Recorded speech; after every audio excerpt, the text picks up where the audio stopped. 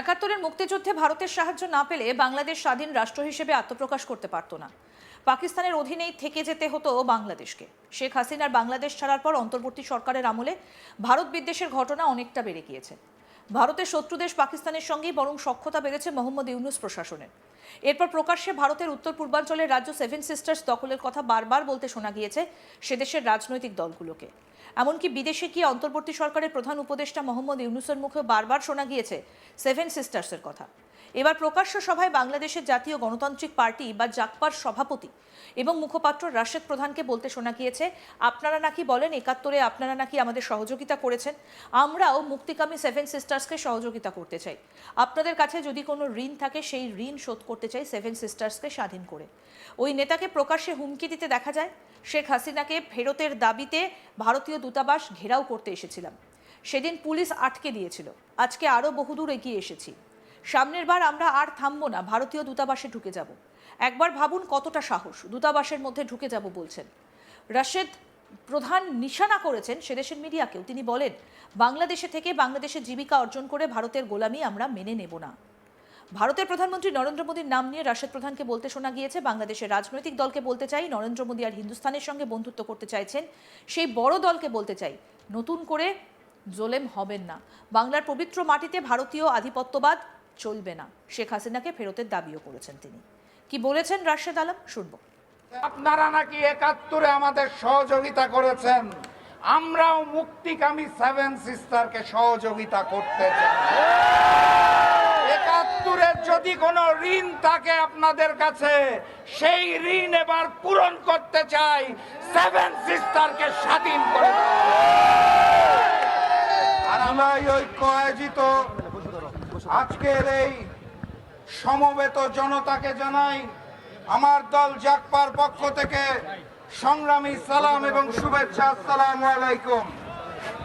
সংগ্রামী সাথী এবং বন্ধুগণ, এই বছর অগাস্ট মাসের 6 তারিখ খুনি হাসিনাকে ফেরতের দাবিতে আমার দল জাকপার পক্ষ থেকে ভারতীয় দূতাবাস ঘেরাও করতে এসেছিলাম। সেদিন বাড্ডার মোড়ে আমাদেরকে পুলিশ থামিয়ে দিয়েছিল। আজকে আরো বহুদূর এগিয়ে এসেছি, পরের বার এখানে থামবো না, ভারতীয় দূতাবাসে ঢুকে যাব ইনশাআল্লাহ। সর্বপ্রথম বলতে চাই, আমার দেশে থেকে আমার দেশে খেয়ে আমার দেশে জীবিকা নির্বাহ করা এইখানে উপস্থিত সকল মিডিয়াকে, সেদিন জাকপার ঘেরাও কর্মসূচি ভারতীয় পত্রিকায় ছবি সহ নিউজ এসেছিল। বাংলাদেশের জাতীয় দৈনিক 2টা ব্যতীত কেউ ছাপতে সাহস পায় নাই। 2টা ন্যাশনাল টেলিভিশন ছাড়া কেউ ফুটেজ দেখানোর সাহস পায় নাই। বাংলাদেশের মিডিয়াকে বলতে চাই, বাংলাদেশে থেকে বাংলাদেশকে ভারতের গোলামি আমরা মেনে নেব না।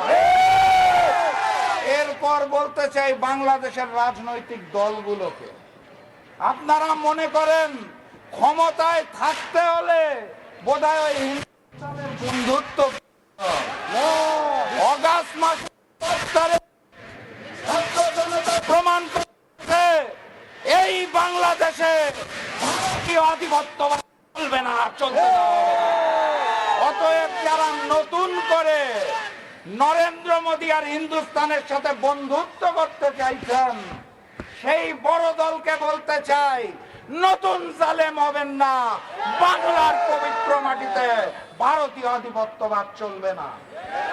সর্বশেষ আমি হিন্দুস্তানকে বলতে চাই, আমার দেশের সীমান্তে চলবে না, অবৈধ পুশিং চলবে না।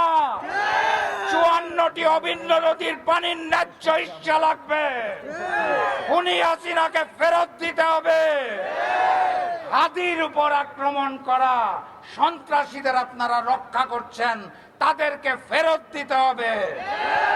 দ্রুততম সময়ের মধ্যে ফেরত না দিলে, আপনারা নাকি একাত্তরে আমাদের সহযোগিতা করেছেন, আমরাও মুক্তিকামী সেভেন সিস্টারকে সহযোগিতা করতে চাই। একাত্তরের যদি কোনো ঋণ থাকে আপনাদের কাছে, সেই ঋণ এবার পূরণ করতে চাই, সেভেন সিস্টারকে স্বাধীন করে দেওয়া।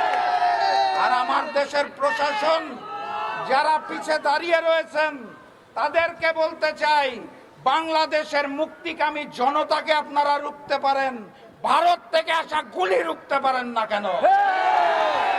আপনাদের কাছে তথ্য থাকার পরেও আপনারা যদি হিন্দুস্তানি গোলামি করার জন্য প্রস্তুত থাকেন, তাহলে আপনাদের বিরুদ্ধে আরো একটি অভ্যুত্থান হবে ইনশাআল্লাহ। নতুন বাংলাদেশে হিন্দুস্তান এবং হিন্দুস্তানের কোন বন্ধুত্বকে আমরা মেনে নেব না ইনশাআল্লাহ। প্রসঙ্গত বলি, মৌলবাদীদের উস্কানিতে সাম্প্রতিক সময়ে বাংলাদেশে ভারত বিদ্বেষ চরমে পৌঁছেছে। তাতে পরোক্ষ ইন্ধন দিচ্ছে মোহাম্মদ ইউনূসের নেতৃত্বাধীন অন্তর্বর্তী সরকার। আর এই আবহেই ভারত সরকার বাংলাদেশের রাজধানী ঢাকায় অবস্থিত ভারতীয় ভিসা আবেদন কেন্দ্র বন্ধ করে দিল। ঢাকার যমুনা ফিউচার পার্কে অবস্থিত আইভ্যাক হল সকল ভারতীয় ভিসা পরিষেবার প্রধান কেন্দ্র। এক বিবৃতিতে আইভ্যাক বলেছে, বর্তমান নিরাপত্তা পরিস্থিতির পরিপ্রেক্ষিতে আমরা জানাতে চাই যে আইভ্যাক জেএফপি ঢাকা বুধবার দুপুর 2টোর পর থেকে বন্ধ থাকবে। আইভ্যাক জানিয়েছে যে বুধবারের জন্য নির্ধারিত সকল আবেদনকারীর অ্যাপয়েন্টমেন্ট পরবর্তী তারিখে পুনর্নির্ধারণ করা হবে। এর আগে ভারতের বিদেশ মন্ত্রক বাংলাদেশি রাষ্ট্রদূত রিয়াজ হামিদুল্লাহকে তলব করে এবং কিছু চরমপন্থী উপাদানের দ্বারা ঢাকায় ভারতীয় মিশনের আশেপাশের নিরাপত্তা পরিস্থিতি নিয়ে গভীর উদ্বেগ প্রকাশ করে। ভারতের বিদেশ মন্ত্রকের বক্তব্য, আমরা আশা করি অন্তর্বর্তীকালীন সরকার তার কূটনৈতিক দায়িত্ব অনুসারে বাংলাদেশে মিশন এবং পদগুলির নিরাপত্তা নিশ্চিত করবে। আরও বলা হয়েছে যে বাংলাদেশের অবনতিশীল নিরাপত্তা পরিস্থিতি সম্পর্কে ভারতের গভীর উদ্বেগ রাষ্ট্রদূতকে জানানো হয়েছে। ভারতের 7 সিস্টার্স হিসেবে পরিচিত উত্তর পূর্বাঞ্চলীয় রাজ্যগুলোকে বিচ্ছিন্ন করার হুমকি দেবার একদিন পরই এই ঘটনা ঘটল। এমন বক্তব্য ভারতের উদ্বেগকে আরও বাড়িয়ে দিয়েছে, বিশেষ করে সেখানে কর্মরত দেশের কূটনৈতিক মিশন এবং কর্মকর্তাদের নিরাপত্তা নিয়ে। 2024 সালের অগাস্টে শেখ হাসিনা সরকারের পতনের পরে চূড়ান্ত অস্থিরতার মধ্যে ঢাকায় অবস্থিত হাইকমিশন থেকে বহু কর্মী এবং পরিবারের সদস্যদের সরিয়ে নেয় ভারত। কেবলমাত্র জরুরি কর্মীদের সেখানে রাখা হয়েছে। এরপরে দুদেশের কূটনৈতিক সম্পর্কে উত্থান পতন অব্যাহত রয়েছে।